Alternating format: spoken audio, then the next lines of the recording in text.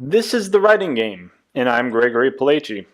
Rule the story, rule the game, rule the world. Whatever your definition of a game, there's one constant between them: the rules. Some games have very constrained rules. They limit the movement of players and determine the realm of play. One such is chess. Others, like Buzkashi, the Central Asian sport that's a cross between rugby and polo, but instead of a ball uses a goat carcass, has fewer rules. Though the Afghan Olympic Committee has defined them more of late. In each case, rules set out the possibilities of what can be accomplished within a single match. Not just who can play and how they play, but when and where they play. Players who internalize those rules tend to be more agile and adaptive in their playing strategies, or in the case of video games, can at least become shoutcasters, all because they can comprehend the complexity and minutiae of play. The thing is, the same is true for writing and storytelling, which are two very different things, two very different skills. And yes, this right now is my justification for hiring a writer or a narrative designer, maybe me. And what I'm trying to argue is, we all learn a language. Each language has its own rules, and as a native speaker, we internalize those rules, just as we do when playing a game or a sport. We learn what order adjectives, nouns, verbs, and adverbs go in, and how the subject and object change conjugation. Not to mention tenses, idioms, suffixes, prefixes, and a slew of other stuff. Every one of us learns our native language to a different degree even, but we know it and we can use it. That doesn't mean we can tell stories in it. More correctly, that doesn't mean we can tell stories well. Like language, or playing a sport, or a game, having a trade, telling stories takes practice. I don't say this to be discouraging, but the truth of the matter is, whether it's written or spoken, a good story takes thought and insight. It takes understanding the rules of what makes a good story. To do that, we have to actually think about stories. And stories, similar to art, are not something most people think about. We all know what a good piece is, because we've been exposed to artwork from various mediums throughout our lives. From day one, our families have been telling us stories. We've explored the world and learned its possibilities through stories. Whether it's The Bird and the Bees or Why the Sky is Blue, much of our investigation of our existence has been through stories. From the dawning of time, we've used stories to explain the world. It's resulted in the creation of gods, mythologies, histories, so much more to explain away that noise in the dark, why that rock looks a particular way. It's also how we relate to people. When we come home from school and our parents ask us how our day's been, we tell them a story. Sometimes it's as simple as, okay. Other times we elaborate, stretch, or outright lie. But all of it's a story, and in telling it, we may use different techniques. If we retell it, aspects of the story may change. Every time we tell a story, even if they're vastly different in tone, length, topic, we get better. We learn what works for our audience, not just in our tenor and cadence, but in our word choices and what we emphasize. This very series is an exercise in storytelling, and one I hope is engaging, because in creating it, I'm utilizing skills I think I've developed to a significant degree. But storytelling, like any skill, be it a language, programming, or playing a sport, is all about more than just practice. It's about concerted effort, focusing on a particular aspect of a skill. For writing, that can be dialogue, character development, and language or voice. Storytelling involves all that and more.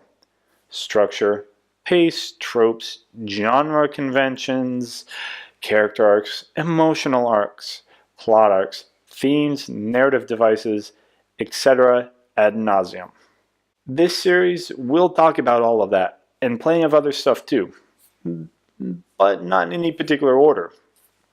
If there is a topic you want me to focus on, please let me know in the comments or on Twitter at OneGameDad.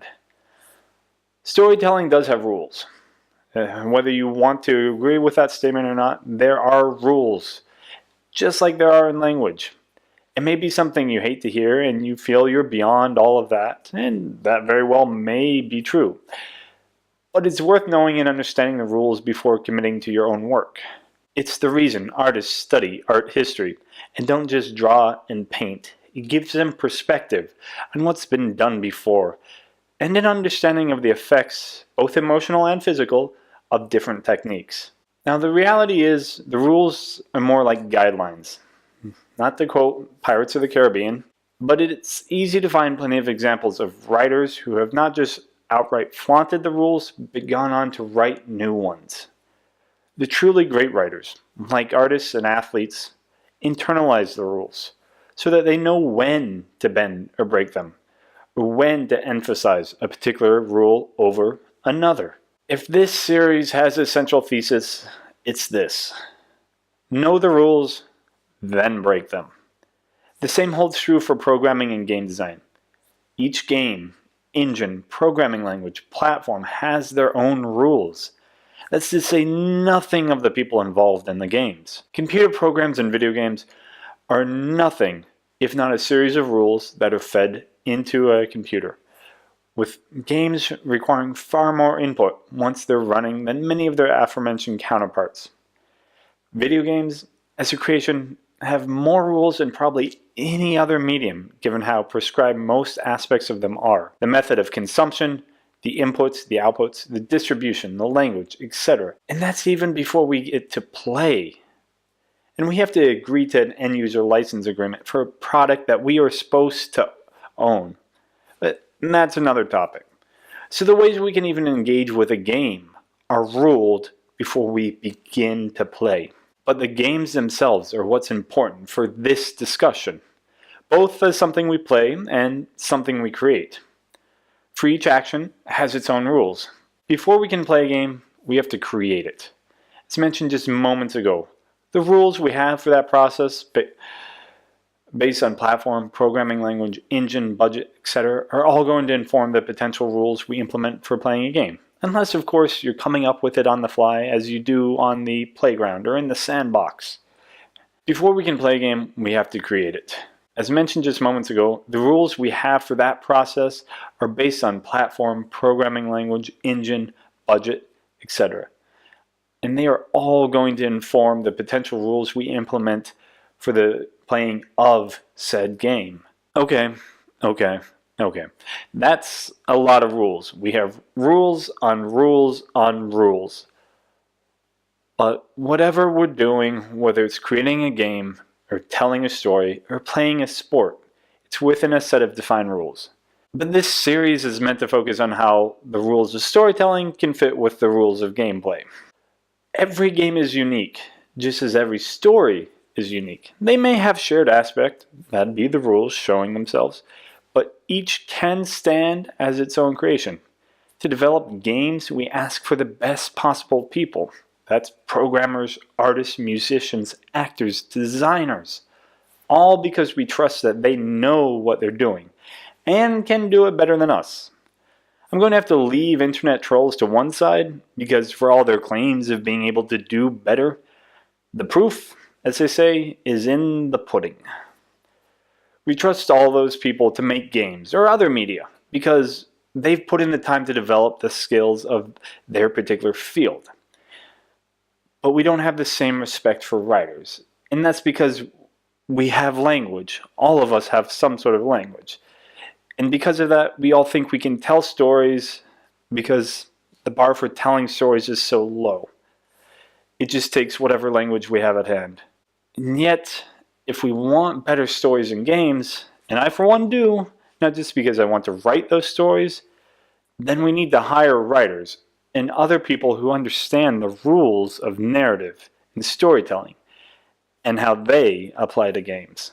As Mark Bernardin of Fat Man on Batman, a writer on Castle Rock and Alphas.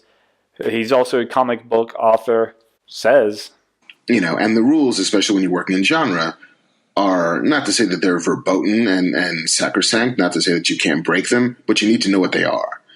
And genre is great that way. And that, especially if you're dealing in horror, especially if you're dealing in science fiction, like there's certain parameters you have to establish to help an audience buy a reality. And then you can decide to break one of them. It's the you get one buy from an audience. What's our buy in this? The buy is that the Hulk is the Hulk. And gamma radiation, which doesn't exist, also didn't kill a guy and instead turns him into a giant green monster. That is my buy. Everything else needs to either come from that or be played entirely straight. Otherwise, it just doesn't really work. That was Mark Bernardin on the Chew on This, a Nerds United podcast, episode 119. I highly recommend you give it a listen. Right there, with the establishment of the Hulk and how he came to be, we have some rules established for us, but not all of them. Namely, we have a genre for the story, science fiction. So will there be magic? Not at least in this first game, because we're just being introduced to the Hulk and what he's capable of. Story-wise, we have a couple of possibilities. We're either going to tell the story of Bruce Banner, aka the Hulk, as he attempts to rid himself of his monstrous side. Alternatively, we could tell the story of how the world, or some entity, say S.H.I.E.L.D., in the world deals with the Hulk. Both stories have a lot of potential. Both can be told at the same time, but you may not want to due to the time and budget constraints of your game. What's going to help you decide this matter is the genre of game you're going to make. So, we're already making a science fiction game. That by no means excludes any genre of game, and so the style of the game. But for the Hulk, let's limit this to two possibilities based upon what the story presents us.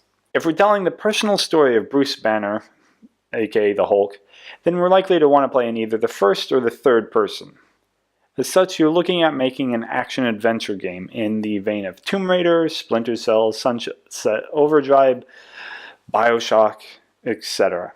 The first and third person perspectives allow a closer examination of Bruce Banner's world and his effects on it, whether it's how his transformation into the Hulk impacts those he cares for, or what it's like to simply punch through concrete pillars.